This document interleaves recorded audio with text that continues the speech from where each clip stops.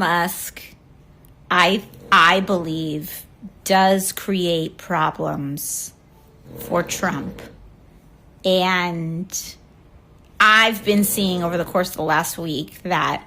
All right, AOC just got asked if she thinks Elon Musk is acting as a shadow president, and her answer is brilliant. She also got asked if she thinks the USA is slowly turning into an oligarchy, and she says, bro, we've been turning into an oligarchy for a while now, where the richest of the rich can use their wealth to consolidate power and put their own interests over the interests of the average American citizen. So I want to break all of this down, because AOC has really been on a tear lately and taking advantage of social media in a way that other Democrats need to start doing. Now, it's no secret that the average age of a politician tends to skew older, and I actually think that's fine. People gain more experience through the system as they get older, but that being said, we should be embracing people like AOC, people who have a really good grasp on how to make waves in the media ecosystem, because right now, the right is kind of trouncing us on that, probably because their figurehead is like a master at manipulating the media. So, let's break all of this down. I want to play this video of AOC in 1 second, but just to lay the groundwork, this article reads, Elon Musk wants to pay for his tax cuts with your Social Security and Medicare.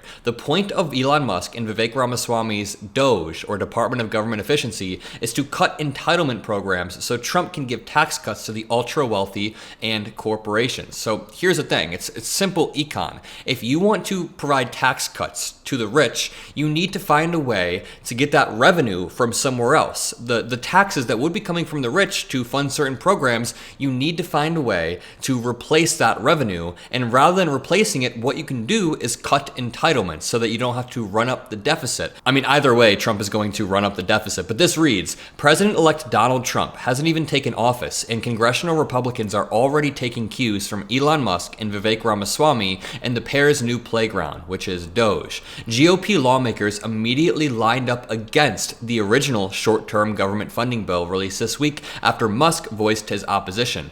On top of that, a group of extremist Republicans led by Rick Scott and Andy Harris are fighting to ensure that the fresh round of tax cuts that Republicans have planned for Musk when Trump's 2017 tax law expires in 2025 are paid for with $2.5 trillion in spending cuts on programs Americans rely on. And these cuts are chosen by, you guessed it, Elon Musk. Republicans have made their plan for the new year crystal clear, ram through massive tax giveaways for the ultra-wealthy and corporations, and pay for them by shaking down programs and agencies that working families rely on, which loops perfectly back to this clip that I'm about to play of AOC, where she says, yeah, I mean, the richest of the rich have been manipulating the system to benefit themselves for a while. Just think about it.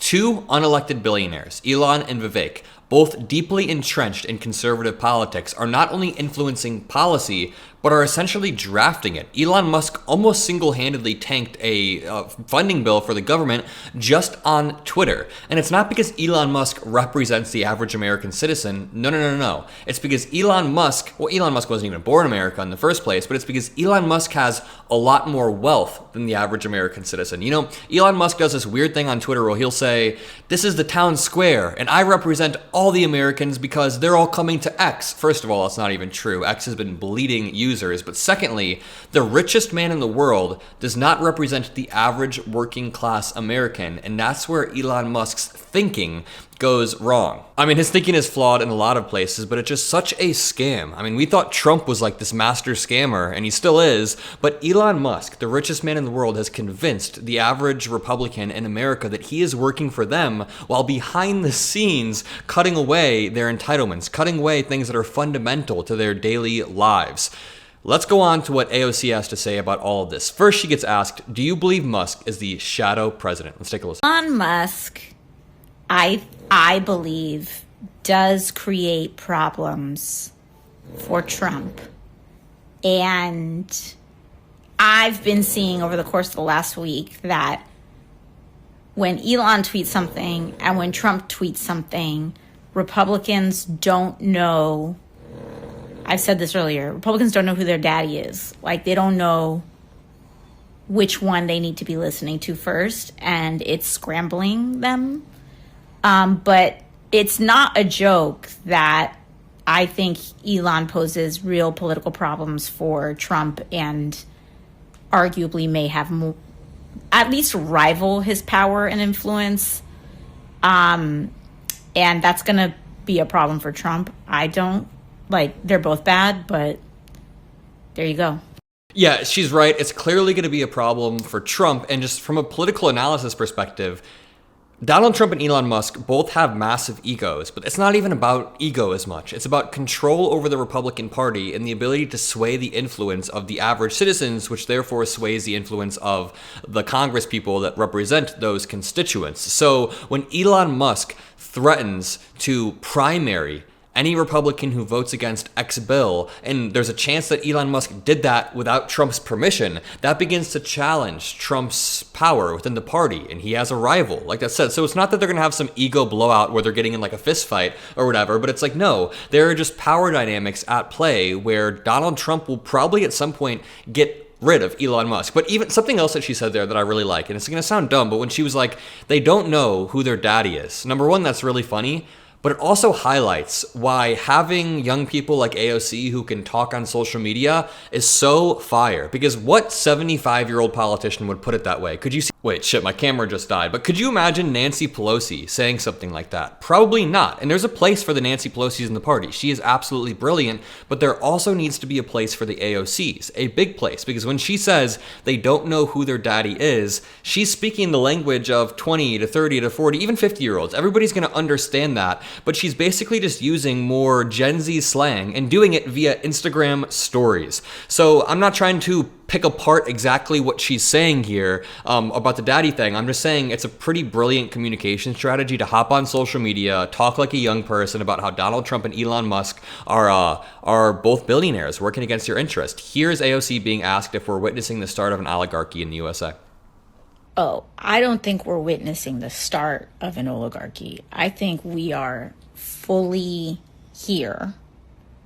You literally have a completely unelected billionaire who has just taken over and paused government funding to specifically take out provisions regarding China and other areas that pertain to him.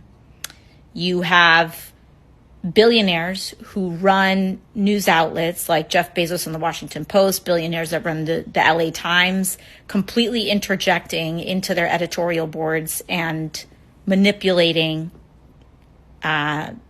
what's being written in them. We're here. We are here. And we are going to witness very unprecedented moments come January. Very unprecedented moments, and we'll be here to cover all of it. And there are varying degrees to an oligarchy. So when she says oligarchy, she's not saying we're the same as Russia yet. The Russian oligarchy has spent decades upon decades building upon itself, and Putin has been collecting this cabinet for over a decade, maybe two. So we're not quite where Russia is. I know some people are going to get pissed that I'm saying that. No, we're not quite where Russia is, but we are slowly turning into an oligarchy. This says House Democrats say GOP caved to Musk in funding bill to protect his China interests. AOC touched on this, but just to break it down, House Democrats have accused Republican colleagues of bending to Elon Musk's demands in sinking this bipartisan funding bill because it would hurt him personally. Congress passed a stopgap funding bill instead on Saturday, but discarded a provision to screen and regulate U.S. investments in China. The House Democrats explained that the scrapped provision, quote, would have made it easier to keep cutting-edge AI and quantum computing tech, as well as jobs in America. But Elon had a problem because Tesla is the only foreign automaker to operate a factory in China without a local joint venture. Tesla also built a battery plant down the street from its Shanghai car factory this year and aims to develop and sell self-driving vehicle technology in China. Quote, his bottom line depends on staying in China's good graces and making sure that they can build AI data centers over there, which would endanger U.S. security, but would help Elon Musk personally. So they are already caving to Elon Musk. And again, it's not because Elon Musk is correct or because he represents the average American citizen. Not at all. It's because he has the money. He could not be farther away from the average American citizen. And I'll leave it at that. Love you guys. Drop a like, subscribe. We've got a lot of work to do throughout January to, I don't know, at least the midterms and beyond. So over the next few weeks, everybody take it easy. Enjoy the holidays. I'm gonna be making videos, but I'm also gonna be taking it easy and enjoying myself. So there won't be 4 or 5 videos a day. So yeah, love you guys. Peace out. See you in the next